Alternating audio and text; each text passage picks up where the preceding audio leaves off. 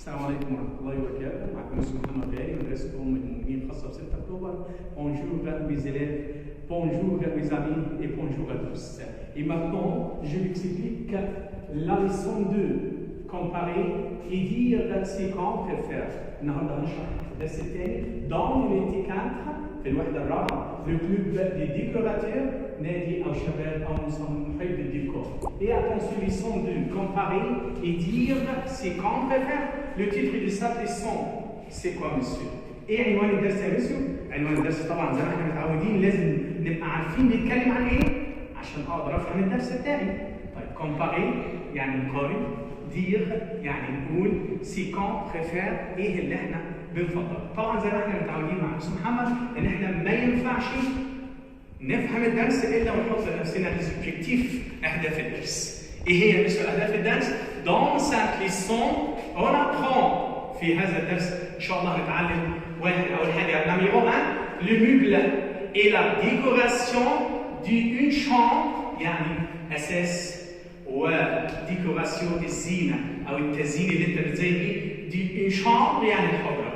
اثنين le verbe le numéro 2 les objectifs le verbe préféré c'est ton verbe premier groupe et attention le premier groupe on supprime E1 on ajoute le terminaison. طبعا عارفين ازاي بتصرف les conjugaisons de verbe au premier groupe تصريفات المجموعه الاولى on supprime E1 on ajoute le terminaison. المهم بعد كده le 3 objectif le 3 objectif attention le comparatif المقارنه avec les adjectifs بالصفات.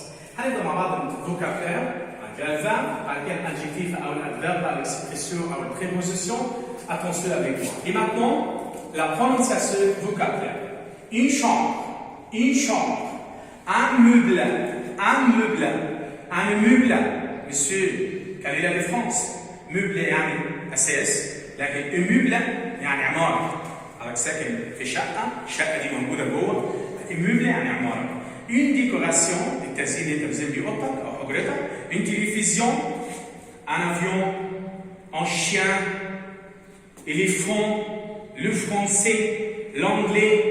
Monsieur ايه علاقة الطيارة والكلب والفيل والفرنساوي والانجليش بالدرس اللي بيتكلم عن المقارنة وبيتكلم عن الميول لأساس الغرفة والكلام ده.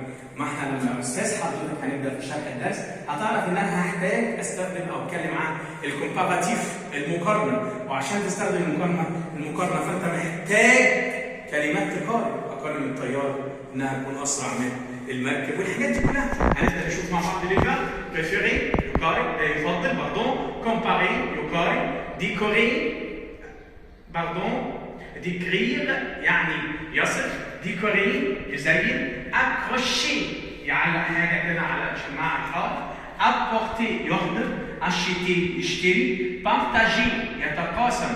ايه مثل تقاسم دي؟ لما تحب تقول بالفرنسي جو بارتاج ما شامبر افيك مون فرير، انا بتقاسم الحجره مع اخوي، انا قاعد مع اخويا في الحجره. ريجلي ريفي يعني يظبط المنبه.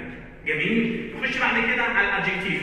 تشير يعني غالي، انتيليجون ذكي، امبورتون مهم، فاسيل سهل، ديفيسيل صعب، رابيد سريع، utile مفيد، rangé يعني مرتب او مرتبه ان شاء الله هنشوف الفيمينات بتاعها. grand وبتي. طبعا كلمه شعر attention les adjectifs qui se terminent par E1 à la forme féminine. Qu'est-ce qu'on fait monsieur? On ajoute accent et attention avec on ajoute E à la fin de mot. Et attention intelligent pour mettre en adjectif à la forme féminine on ajoute seulement E. important, intelligent. L'adjectif qui se termine par E الصفة اللي تنتهي أصلا بال E la même fois نفس الشكل طبعا في الماسكولين. facile masculin ou féminin, difficile masculin ou féminin, rapide masculin ou féminin, utile masculin ou féminin. Et attention rangé, l'adjectif qui se termine par E accent. Et attention à la forme féminine on ajoute E. grand rangé يعني الصفة اللي آخرها بقى أكسون مش فيمينا دي ماسكولا. لما أحب أنقصها أنا جيت تنضيف بيها إيه؟ grand petit. طب جميل، ده كان الفوكابلير بتاعت الكلمات بتاعت الدرس. طب يا مستر ليه؟ ما حضرتك مش هتعرف تتكلم عن اي حاجه في الدرس الا لما تكون حافظ كلمات. مش حافظ كلمات هتكتب ازاي؟ طبعا هنبدا دلوقتي ديكري تا شامبر، هنوصف او نتكلم عن الموبل الى ديكوراسيون دي اون شامبر. اول هدف من الدرس الموبل الاساس ممكن يكون موجود في الحجره من الاساس ان لي سرير دي زيتاجير ارفف كده احط عليها حاجتي الكتب والكلام ده. ان بيرو مكتب عشان اذاكر، انا عارف انتوا ما بتذاكروش اصلا. ان ارموار دولاب عشان احط فيه لي فيتمون الملابس. ان تابل دو شيفي الكومودينو كده اللي هو بالادراج بتاعته ده اللي انت بتبقى معاك في حجرتك. لا ديكوراسيون الزينه بقى او الحاجات انت بتزين بيها اوضتك حاططها في اوضتك. ايه هي؟ كلمه ان تابي سجاده. مش لو سمحت هي تابي لو اخرها اس ينفع اجمعها ازاي؟ حضرتك بس تشيل الاداه دي وتحط اداه الجمع دي يبقى دي تابي. ليه يا ميسو؟ لانها اصلا بتنتهي بس، ففي الجمع مش هضيف اس، هي موجوده. يبقى حضرتك ان تابي هغير بس الاداه الى دي تابي زي ما ان تابلو. طب يا ميسو دي ايه دي؟ ما احنا عارفين انها سبوره، احط سبوره لا يا حبيبي، دي لوحه بتبقى متعلقه على الحيط عادي، ممكن تبقى سبوره لو في المدرسه، لو في اوضتك نسميها لوحه فانتزي. وليها كلمه ثانيه زي اللوحات اللي بتبقى للفنانين يقول لك هنا فيش، تبقى بيقولوا عليها اللوحه اللي هي عليها صور الفنانين والكلام ده. طيب مش طب تابلو لما احب اجمعها، attention le nom qui se termine par E A U, attention on ajoute X. quand je dis tableau يعني انا احب اجمعها اضيف لها X طبعا من اداه. ما تنساش الجزئيه. ان ريدو لما فوق نفس الشكل. ان ريدو يعني ايه؟ ستاره عايز اجمعها برضه نفس الكلام، او الدي والريدو اضيف لها X في الاخر. الريفي او ان ريفي باردون ان ريفي يعني او ريفي يعني منبه، عندي منبه في الاوضه. يبقى لا ده لا ديكوراسيون، ده الزينه او التزيينه اللي انت ممكن تزين بيها حجرتك. ممكن تقول كمان ان غلوج حاطط عندي في الحيطه ساعه حائط. طبعا الكلمات دي كلها والفوكابلير اللي قدامك ده اول حاجه تيجي في الامتحان سيتواسيون مواقف او سوجي موضوع. هنبدا بالسيتواسيون اللي انا اقدر اخليها سيتواسيون او ايميل، احط لها بس كده سالو ريبون à cet email، جاوب على الايميل ده.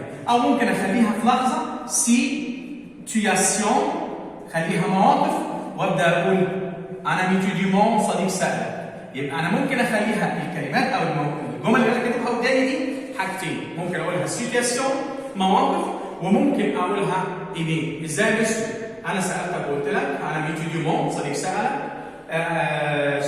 tu parles اتكلم عن de ce qu'il y a ماذا يوجد dans ta chambre في حجرتك. انت هتقول ايه؟ هيجي لك 4 اختيارات تختار، لكن احنا لو قلنا ده ايميل وقلت لك tu parles de ce qu'il y a dans ta chambre اتكلم عن اللي موجود في حجرتك، انت هتبدا من اول هنا لان هو ده السوجي وتقول إليا. ايه إليا دي يا ميسو؟ بمعنى يوجد. يا ميسو ده معناها منذ، ليها معنيين، معنى يوجد ومعنى منذ. منذ هيبقى بعدها مده زمنيه، اليوم بمعنى يوجد بعدها اي اسم. ماشي؟ غير مده زمنيه. يبقى اليوم يوجد. ايه اللي موجود في حجرتك؟ ابدا اتكلم بقى. اليوم يلا بقى الناس اللي حافظه كلمات. Attention avec moi. Il y a un lit, il y a des étagères, il y a un bureau, il y a une armoire, il y a une table de chevet. براحتك. اللي حافظ هيكتب كلمات كتير. طيب كل مبلغ ايه الاساس؟ تو اشت اللي انت اشتريته بور تا شامبر.